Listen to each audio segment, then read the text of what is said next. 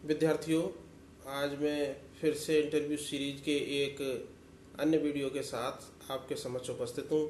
मैंने पिछले अपने वीडियो में बताया था कि इंटरव्यू का सामान्य परिदृश्य किस प्रकार का होता है, आपको उसमें किस प्रकार से रिएक्ट करना चाहिए। दूसरे अपने सेशन में मैंने आपको बताया कि इंटरव्यू में सामान्यतः जो सवाल पूछा जाता है, जिसकी उम्मीद होती है कि इस प्रकार का प्रश्न किया जा सकता है कि इतिहास में काल विभाजन किस प्रकार किया जाता है, इसके संबंध में थोड़ा सा आपके समक्ष अपना पक्ष रखा था। और इसके साथ ही मैंने आपको एक जीके का क्वेश्चन भी डिस्कस किया था जो राजस्थान के सामान्य ज्ञान से संबंध रखता है। और प्रश्न था कि यूनेस्को ने विश्व विरासत सूची में राजस्थान के कौन से 6 हिल फोर्ट को सम्मिलित किया है, तो इसका मैंने आपको आंसर दिया था। चित्तौड़, कुंभलगढ़, रणथंभौर, गागरोन, आमेर और जैसलमेर का किला। आज मैं इसी तरीके से आपके समक्ष एक दूसरे प्रश्न के साथ उपस्थित हूँ, और वो प्रश्न भी ऐसा ही है जो सामान्य तौर पर कर लिया जाता है विद्यार्थियों से, और एक इतिहास के विद्यार्थी से ऐसी अपेक्षा भी की जाती है कि उसको इस तरीके का ज्ञान होना चाहिए। तो जाहिर सी बात है, अब मैं सीधे प्रश्न पर आता हूँ। प्रश्न है कि भारत में राज्य का स्वरूप क्या रहा है, इसके बारे में आपका क्या विचार है। स्टेट फॉर्मेशन किस प्रकार से हुआ, राज्य किस तरीके से अस्तित्व में आया और उसका विकास किस प्रकार हुआ, उसका ऐतिहासिक क्रम क्या है। तो ये इस तरीके से आपसे पूछा जा सकता है। तो इसमें आपको बहुत ज़्यादा परेशान होने की ज़रूरत नहीं है, क्योंकि हिंदुस्तान या भारत का जो इतिहास है वो बहुत ही विशद और बृहद है। तो हम कैसे अचानक से इस तरीके का प्रश्न जब हमारे सामने आ जाता है तो हम एक तरीके से चिंता में पड़ जाते हैं कि इसका कहाँ से शुरू करें और कहाँ से ख़त्म करें और किन किन चीज़ों को इसमें शामिल करें। तो इसीलिए मैंने ये प्रश्न आपके समक्ष प्रस्तुत किया है कि आप लोग सहज होकर इसका उत्तर दे सकें। और इसका बहुत ही सामान्य उत्तर है कि भारत में जो राज्य की संकल्पना है वो हमें सिंधु घाटी सभ्यता के समय से ही देखने को मिलती है। और सैंधव सभ्यता में जो राज्य था उसको प्रोटो स्टेट की संज्ञा दी जा सकती है। प्रोटो स्टेट से तात्पर्य है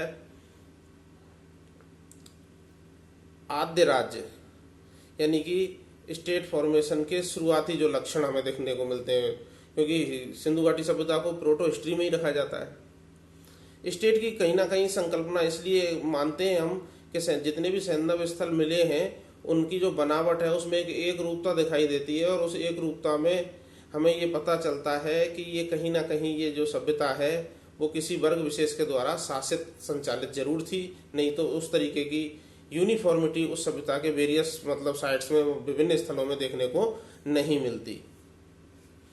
इसके बाद राज्य की अगर हम बात करें तो वैदिक पीरियड में हमको गोत्र या कुल के रूप में जनों का प्रादुर्भाव दिखाई पड़ता है, जैसे भरत जन, कुरुजन। उत्तर वैदिक काल में हम टेरिटोरियल स्टेट तक पहुंच जाते हैं, यानी कि राज्य अब एक क्षेत्र विशेष तक सीमित हो गया। वैसे भी हम जानते हैं कि अपनी आधुनिक संकल्पना में राज्य में 4 विशेषताएं होना जरूरी है। कौन कौन सी हैं वो 4 विशेषताएं?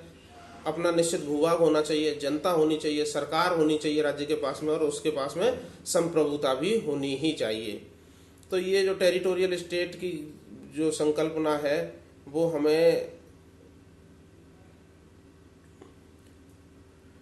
उत्तर वैदिक काल से लेकर और बौद्ध युग तक दिखाई पड़ती है, जो जनपद और महाजनपदों का काल था। उसके बाद सीधे ही हम देखते हैं कि भारत में मौर्य जो शासन स्थापित हुआ वो एक राजसत्तात्मक राज्य था, यूनिटरी जिसकी गवर्नमेंट थी, एकात्मक शासन का उदाहरण है। मौर्यों ने एक बहुत बड़े भूभाग पर शासन किया और इसको हम एकात्मक शासन कह सकते हैं। यद्यपि मौर्यों के शासन में हमें अशोक के समय कल्याणकारी राज्य की जो भूमिका होती है या लक्षण होते हैं वो भी दिखाई देते हैं कि प्राचीन भारत में जो राज्य था वो कल्याणकारी राज्य की भूमिका भी निर्वहन करता था। तो ये हमें मौर्यों के शासन में देखने को मिलता है। फिर हमें ये जो राजतंत्रात्मक व्यवस्था है वो गुप्तों में भी देखने को मिलती है। और गुप्तों में जो ये व्यवस्था है वो थोड़ी मौर्यों की तुलना में अलग तरीके की है, और अलग का मतलब थोड़ी सत्ता का विकेंद्रीकरण हमें दिखाई देता है। क्योंकि मौर्य शासक अशोक अपने आप को राजा कहता है, उसके राज्य में और कोई दूसरा राजा नहीं था, लेकिन गुप्त सम्राट अपने आप को महाराजा धीराज और बड़ी बड़ी उपाधियां धारण करते हैं, यानी कि अधिराज और राजा उनके अधीन थे। तो सत्ता का विकेंद्रीकरण या थोड़ा सा हल्का सा संघात्मकता वाला पुट हमें कुछ दिखाई देता है गुप्तों की शासन प्रणाली में। और साउथ की अगर हम बात करें तो चोल, चेर और पांड्य जो राज्य हैं वो एक ढीले ढाले संघ के रूप में ही हमको दिखाई देते हैं। और मध्ययुगीन दक्षिण भारत की बात करें तो उसमें विजयनगर का आप उल्लेख कर सकते हैं। विजयनगर भी एक ढीला ढाला राज्य ही था, क्योंकि उसकी जो न्यायंकार व्यवस्था है वो उसके उल्लेख करते हुए आप उसको ढीला ढाला राज्य या एक पूर्ण एक तंत्रात्मक राज्य उसको नहीं कह सकते। और सल्तनत काल में तो धर्मतंत्र या थियोलॉजिकल स्टेट हमको देखने को मिलता ही है, यद्यपि शरीयत के अनुसार वो राज्य पूरा संचालित नहीं किया जा सकता था, क्योंकि उसके पीछे कारण थे। और उसके पीछे जो कारण है वो ये थे कि गैर मुस्लिम या गैर इस्लामिक जनसंख्या में, बहुसंख्या में अल्पसंख्यक इस्लाम मत के अनुयायी 100% शरीयत का अनुपालन नहीं करवा सकते थे, इसलिए वो पूर्ण रूप से धर्मतांत्रिक नहीं था या शरीयत के सभी नियमों का उसमें पालन नहीं किया जा सकता था। और मुगलों का जो पैटर्न था राज्य का वो मंगोलों से प्रभावित था और एक तंत्रात्मक व्यवस्था ही थी। सत्ता एक जगह पर केंद्रित थी, राजा स्वेच्छाचारी निरंकुश था, यद्यपि उस पर कुछ नैतिक अंकुश थे नाम मात्र के, लेकिन राजा निरंकुश तो था ही, इसमें कोई दो राय नहीं है। और थोड़ा बहुत हमें सामूहिक नेतृत्व के लक्षण भी दिखाई देते हैं, जैसे कि हुमायूं ने अपने भाइयों के बीच में शासन सत्ता के कुछ अधिकार बांटने की चेष्टा की थी। और मुगल शासक अपने आप को जिले इलाही कहते थे, तो वो खुद को ईश्वर की प्रतिछाया के रूप में ही देखते थे। इससे ये भी सिद्ध होता है कि दैवीयता का जो राजपद की जो सिद्धांत है उनमें ये दैवीय सिद्धांत वाला ये मुगलों के साथ भी कहीं ना कहीं अटैच था। और फिर हम औपनिवेशिक भारत में जो स्टेट देखते हैं, कॉलोनियल स्टेट जिसको बोलते हैं, तो वो हमें एक शोषणकारी राज्य के रूप में दिखाई देता है। और उसके बाद पोस्ट इंडिपेंडेंट इंडिया में हम देखते हैं, पोस्ट इंडिपेंडेंट इंडिया से पहले हम नेशनल मूवमेंट के टाइम पर नेशन स्टेट की भावना भारतीयों के अंतर्गत देख सकते हैं। तभी तो अंग्रेजों को भारत से हटाने के उपक्रम को नेशनल मूवमेंट कहा जाता है, क्योंकि सभी भारतीयों में एक सांस्कृतिक इकाई का अवयव होने का भाव जो जागृत हो गया था, उसी ने नेशन स्टेट की भावना लाई, इसीलिए उसको नेशनल मूवमेंट कहा जाता है इंडियन मूवमेंट को।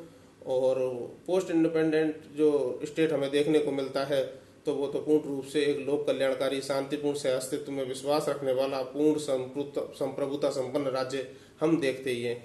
तो ये इस तरीके से आप एक बिना किसी उलझाहट या विश्लेषण में घुसे सिंधु घाटी सभ्यता से लेके और स्वतंत्रता के पश्चात तक भारतीय राज्य के विषय में बता सकते हैं।